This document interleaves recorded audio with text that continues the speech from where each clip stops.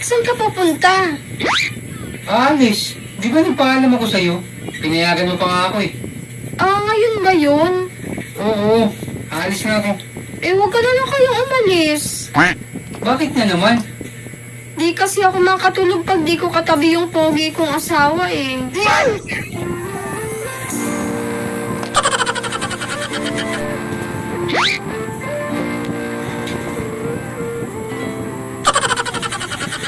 Parang tanga to.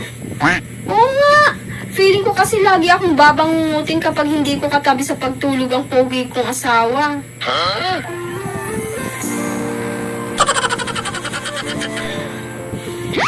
Ewan ko sa'yo.